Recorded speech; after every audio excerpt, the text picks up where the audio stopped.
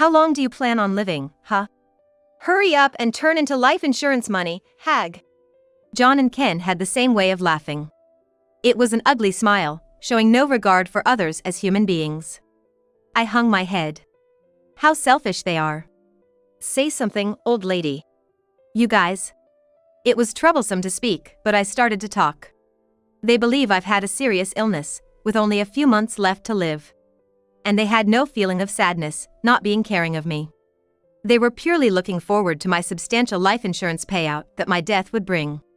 However, it is not true. Unfortunately, your wish won't come true. What did you say?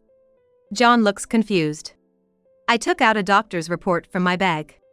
And I handed it to John. He casually accepted it, but his face turned pale and he began to tremble after reading it. I'm Mirabelle Nathaniel. I've just celebrated my 36th birthday the other day. We live in a second-hand home with a small garden. My husband, John, works as an office employee. He's made a decent amount of progress in his career for his age, and his income isn't so bad. He's divorced before, with a son from his previous marriage. His son's name is Ken, and he is in the 7th grader this year. Even considering his challenging age, Ken dislikes me.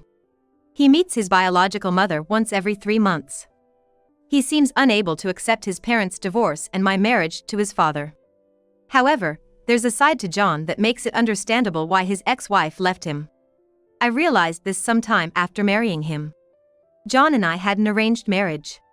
Working in a place with no single people around my age, I started to be encouraged to consider matchmaking after turning 30. Dating someone felt like a distant memory from my student days. So, I felt awkward and, thinking about marriage, I wondered if I could really have taken on the role of a wife. But being single for life sounds lonely too. After some hesitation, I decided to follow a matchmaker's advice just once. That's how I met John. About 2 years ago. Nice to meet you. Oh, yes. Hello. I was so nervous that I could hardly respond. Seeing this, John smiled kindly. Please relax. Thank you. You seem very calm, John. Yes. While nodding, John looked a bit sheepish. I've experienced divorce before. My previous marriage was also through matchmaking. So, I guess I'm just used to this. Really? I was surprised. John looked quite young. It seemed strange that he had been married before and even had a child. But thanks to John taking the lead, our relationship progressed smoothly. He proposed me on our 4th date. Will you be with me? Yes. His simple proposal somehow suited him perfectly. So, I gladly accepted it. The trouble began when I visited John's family. I don't need mother anymore. Right off the bat, Ken glared at me. It was obvious that he didn't want his father to remarry. I need a wife. John stated firmly. At that moment, I got carried away and I thought John was standing up for me. However, the reality became apparent soon after our marriage. That's terrible. I murmured in disbelief. John couldn't fold laundry. What is worse, he wouldn't put his clothes in a washing machine. He just left his clothes scattered all over the room. Feeling disturbed, I gathered his clothes and did the laundry. I hung them out on the balcony and went shopping. I'll make meatloaf tonight. Seeing pork on sale, I smiled. But my good mood was short-lived. Rain, no kidding. When I left the grocery store, the weather had taken a turn for the worse. It had been sunny just before. I jumped on my bike in a hurry. I hoped John or Ken got home. I wished that one of them would notice the laundry and take them inside the house. Arriving home, I saw John's shoes at the entrance. I felt relieved and walked down the hallway. I'm home. You went out in this weather? I was greeted by a skeptical voice in the living room. I went shopping. It was sunny when I left the house.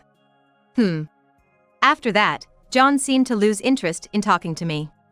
Leaning on the sofa, John shifted his gaze to the TV. This comedian really says some funny stuff. But isn't it a bit crude? That's what makes it good. It's straightforward. John said, laughing heartily. I, holding shopping bags, headed to the kitchen and glanced out the window. The laundry was still out on the balcony, getting wet in the rain.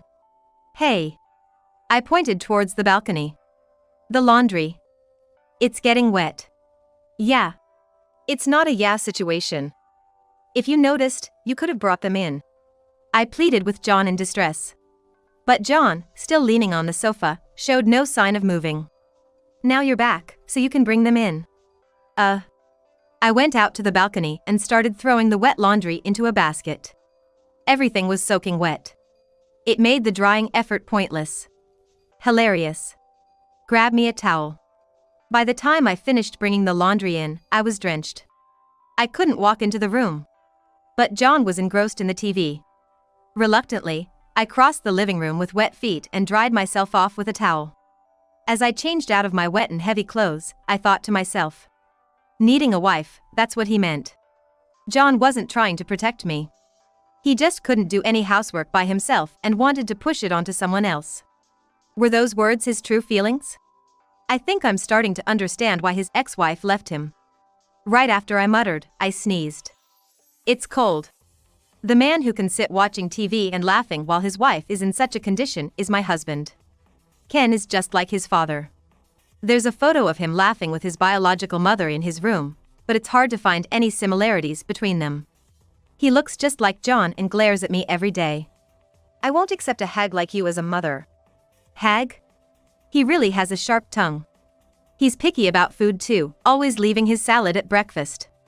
I wouldn't bother making it, but John likes veggies, so I have to prepare for the salad. This has been going on for about 2 years. I hoped that during this time, Ken might come to accept me. But those hopes were quickly dashed, and he still keeps his distance. How's school, Ken? It's okay, I guess. Ken said like that, and he shrugged his shoulders. Ken acts normal around his real dad, John. This means it's not just teenage rebellion. He's specifically tough on me because he dislikes me. Hey, can you talk to him? Ken's attitude is a bit much, don't you think? He's always been skeptical about the remarriage. Not John stepping in, Ken does whatever he wants. You don't have to clean my room. But I'm going there to pick up the laundry anyway. Even I explain, Ken retorts grumpily. You're just trying to find dirt on me, aren't you? No mother would do such a thing to her son, even if he's a stepson. I was utterly flabbergasted. Anyway, I'm just going to take the laundry. That's trespassing, hag. It's mom, not hag. Honestly, I have a hard time dealing with Ken. He's rude and takes everything negatively. It seems he determines to contradict everything I do.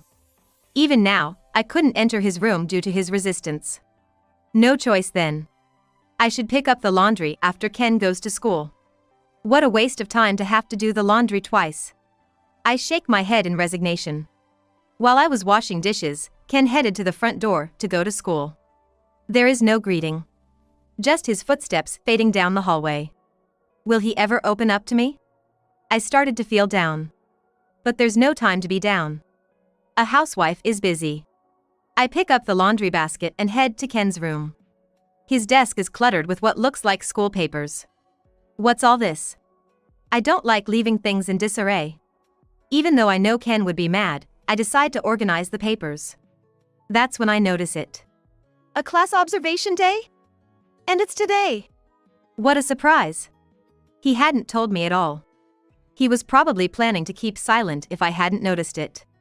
I glance at the clock. The class observation is in 2 hours. If I rush the laundry, do my makeup, and change my clothes, I can just make it in time. But then I pause and think. Ken wouldn't be happy if I showed up. He's been silent about it because he doesn't want me be there. Well, I guess there's no helping it. I decided to spend the day as usual at home. I am curious about the class, but I don't want to make Ken upset anymore. With a heavy heart, I return to my chores. Time passes, and it was noon. I'm home. You're back early today. I was surprised, and John said it as if it were nothing. I took a day off. Why would you do that?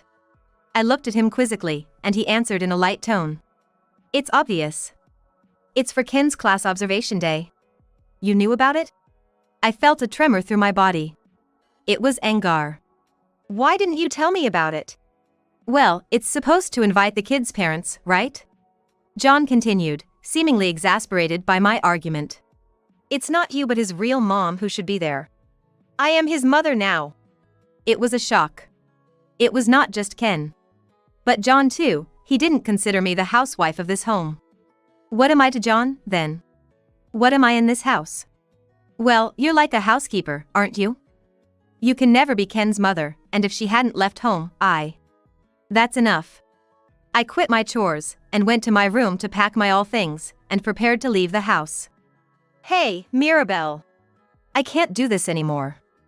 I want a divorce. Mirabelle. John's voice was filled with irritation as he called my name. I won't allow you to do as you want to. A housekeeper? Don't make fun of me. Ignoring John's attempt to stop me, I left the house. I called my parents on my smartphone. Hearing the situation, my mother was furious. Come back here right away. You shouldn't stay with someone like that. Okay. While hailing a taxi and getting in, I looked back at the house. John and Ken were terrible people. I couldn't take it anymore. I thought again.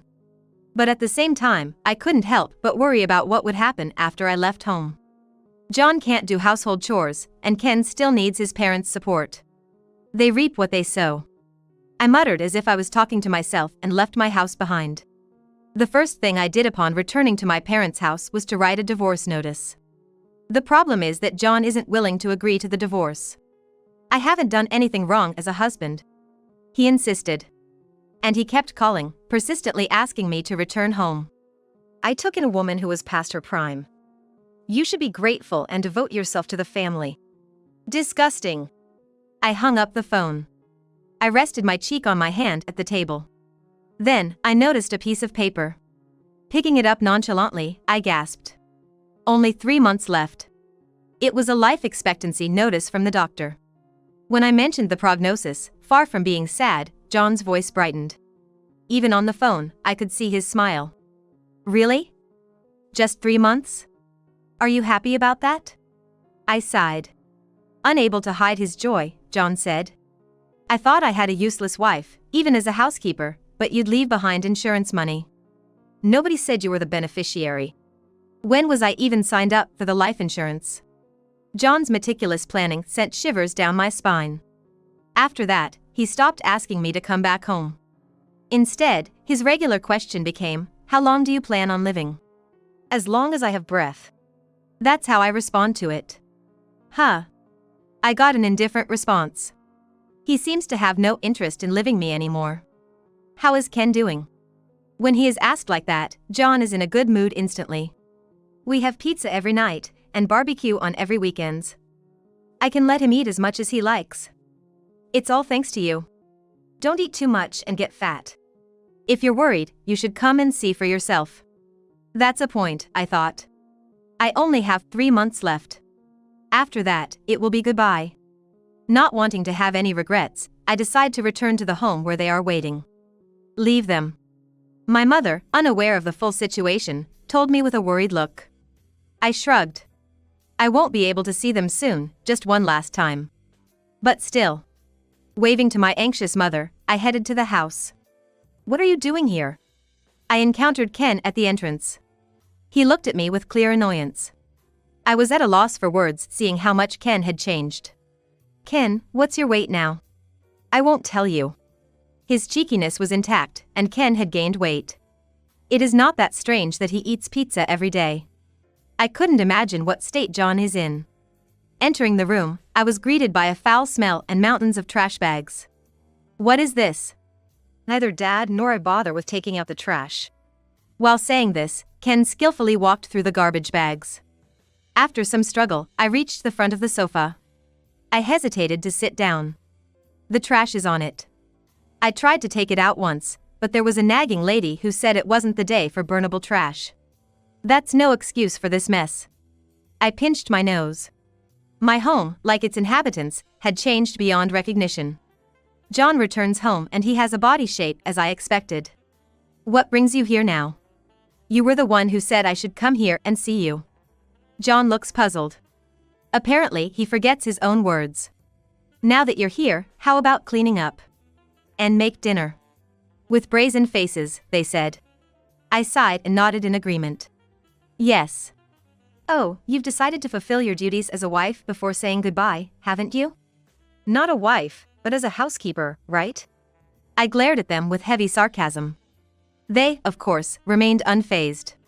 In fact, they smirked and said, "When are you going to die, huh? Hurry up and become life insurance money, old hag." Their words cut through the foul smell in the room, hitting me hard.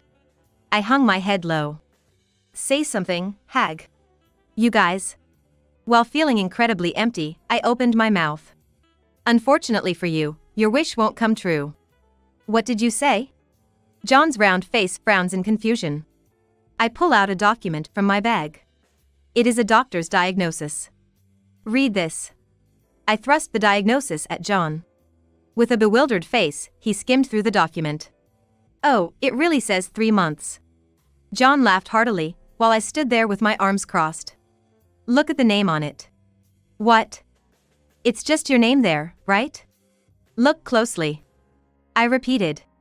Reluctantly, John read the name written there. His complexion changed in an instant. The color drained from his face, turning him pale. "What is this? Dad?" Ken seemed to sense something was off with his father. "What's wrong, Dad? Why is my name on this diagnosis?" John shouted, leaving his hands off the document. The diagnosis fluttered to the ground. Landing atop a trash bag, the document starkly pronounced John's limited time left. Nobody ever said it was about my remaining time. "Huh?" With a baffled expression and voice, Ken looked at me. I addressed both Ken and John. "Huh? The prognosis is for you, John." "Don't lie!" John cried out in a tearful voice. "I'm healthy. Why does this tell me my life remaining time?" "You have 3 months left. That's why I came to see you one last time." I decided to indulge their whims just enough, so I wouldn't have regrets. "So, it's Dad who's leaving? And the insurance money that will be paid out is for Dad? I'm the beneficiary." My voice was unexpectedly cheerful. "So, I'll stay with you as a wife until you're gone. But after that, it's goodbye. You should be happy, Ken, you'll be rid of me." "Wait a minute." In a panic, Ken said. "What about me after Dad's gone? You need to take responsibility and raise me properly." "I'm not your mother." I echoed the words which they once hurled at me back to Ken. He crouched down as if he is frightened. "You're just going to take the money and leave." "That's right. But you know, that's exactly what you guys were planning to do with my insurance money. I don't want to get fat, so I won't indulge in dining out like you did." I turned to leave the living room. "Hey! Are you that worried about the future?" I was utterly dismayed. Ken is more worried about his future than his father's limited time left. He doesn't care about his father at all. You can be with your real his mother, right? It's impossible, she remarried and said she couldn't take me in. I couldn't muster any sympathy for him. If he had shown even the slightest sadness about our parting, it might have been different. "Well, that's how it is then." I waved my hand and left the room. They were busy with their despair and said nothing. I proceeded with my preparations. After John is gone, the house will be sold. Ken will probably end up in a facility. Knowing this, Ken has been contacting me daily. "Think it over. Hey, don't abandon me." "Abandon?" I said coldly. "Abandon? It was you who didn't accept me as family. It's different now." His rebuttal was not enough. "From now on, I'll call you Mom. I don't want you to call me like that." I hung up the phone then. I'm busy. There's a lot to do before John is gone. I started listing the necessary procedures. Then, another call from Ken came. When I answered, he was clearly crying. "Since then, Dad hasn't gone to work, we're running out of money. And? Please help. I'll do anything you say." Such a cliché word it is. Dad won't work and he's not well. I want to take him to the hospital, but I don't know what to do. It's too late now," I said with a hint of regret in my voice. When the diagnosis was written, John was already in a terminal state. But as a kind gesture, the doctor didn't inform him of the truth. Instead, the doctor sent me the diagnosis. I was perplexed when I received it. He seemed so healthy. The doctor noted that the disease is characterized by a gradual weakening without significant symptoms showing. There's nothing more we can do for him now. "Then, Dad is really going to..." Ken couldn't finish his sentence. But I think Ken would be better off living in a facility with a structured routine rather than his current self-destructive lifestyle. The food there would be nutritionally balanced. Dad's not eating. He says he has no appetite. He just gives me $5 every day and tells me to eat something. Are you eating properly? I buy the bread at the bakery store at school. Plus, I'm doing a part-time job. It's against school rules, but I've lied about my age to work. Ken's voice was hesitant. However, I felt relieved. He's managing to get by on his own, more mature than I thought. Like a neighbor concerned for a local kid, I felt reassured. But then, suddenly, "You heartless witch!" What's with the sudden outburst? I was confused by Ken's sudden anger. "You're just going to abandon me while I'm struggling. You're the one abandoning your father." But that's... Ken stumbled over his words. I continued in an advisory tone. "If you had accepted me as a family member, I would have helped you. Or if you had shown any concern for your father, maybe I could have forgiven you. But Ken is only thinking about himself. Yet, he demands others to care for him. That's too convenient, isn't it? That's why I'm not going to help you." "Wait! Hey, help me! Please help me!" Ken's voice of anguish feels hollow to me. I hung up the call. Even though Ken kept calling afterward, I didn't respond. While helping out with chores, I'm staying at my parents' house. I ignore calls from them both. Then, someone impatient came to visit me at my parents' house. It was John. "Don't you feel sorry for me?" "What are you talking about?" His opening words made me frown. I was under the impression I had only 3 months to live and made a big fuss about it. That's just who I am. Of all things, he was being defiant.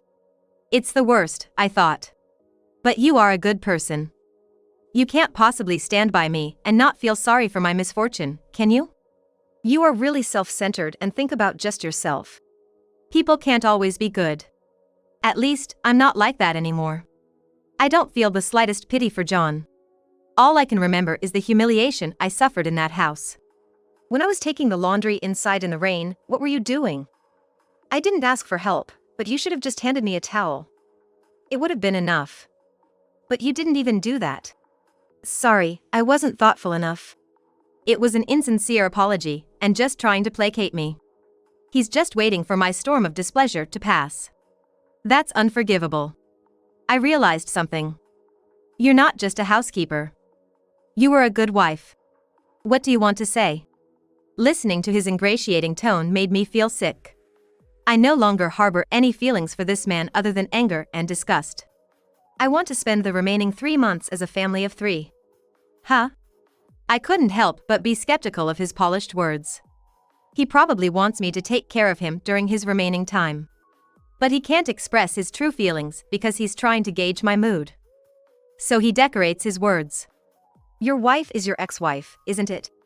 "No, you're the one who's important to me." "Important?" I almost burst out laughing. "The only person you care about is yourself. That's why you can say such things. If you really care about me, you might tell me to get a divorce." "Mirabelle. Please go home." My voice was cold and distant. "If we get divorced, you won't be able to receive the insurance money. I'm not interested in money that comes at someone else's expense." He hadn't even understood that. Yet, John continued as if the insurance money was his trump card. "You're actually looking forward to me being gone, aren't you? Be honest." "I'm fine with that." So what? My irritation at his insensitivity and misunderstanding were going up. "I don't want the money. I'd rather get divorced right here than be forced to take care of you." "Are you serious?" John seemed incredulous. I repeated, "I'm getting a divorce. Don't involve me in your life anymore." "Mirabelle, don't pretend to be strong. I'm likely to find my next marriage partner soon." "This is true." I told him straight. John was stunned. I decided to share my recent news with him. I have a cousin a year younger than me. He knows my situation, offered advice, and proposed to me. "Even though I'm your husband?" John raised his voice in anger. But I remained calm. "He said he was concerned because I'm with you." "How did it come to this?" John looked up at the ceiling, seemingly lost. I know the cousin who proposed to me very well. He's always been responsible. He is a likable and reliable leader, completely opposite to John. That makes me want to accept his proposal. To me, John is nothing more than a hindrance now. If you truly care about me, please agree to a divorce. Are you sure about this? You won't get any money. Are you okay with that? Even now, John is still trying to lure me with the bait of insurance money.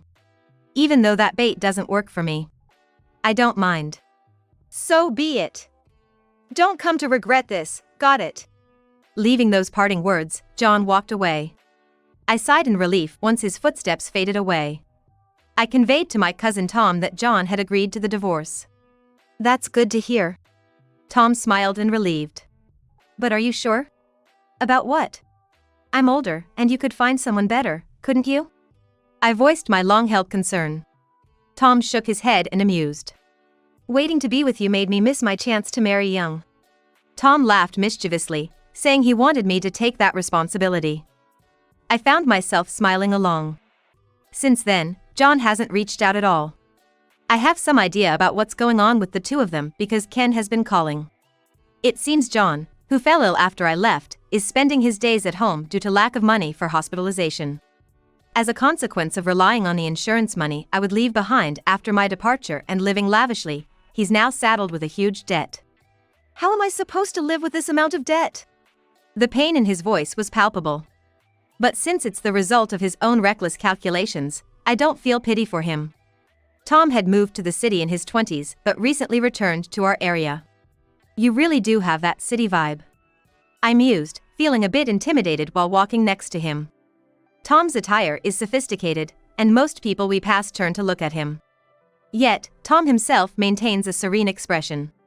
I've reached this age without confessing to the girl I like. I didn't know that. I had never felt nor considered romantic feelings from Tom. He was a compatible friend, not a love interest. Do I still just seem like a friend to you? Tom asked anxiously. His question caught me off guard as I was just pondering over it. It's different now. Really? Yes. I'm trying to like him. I also want to love him. I will live a life with Tom. It seems full of hope. Let's make a fresh start, Tom. Same here. We laughed and shook hands. It was childish yet promising gesture. But now I have a premonition. I will fall in love with this man in the future.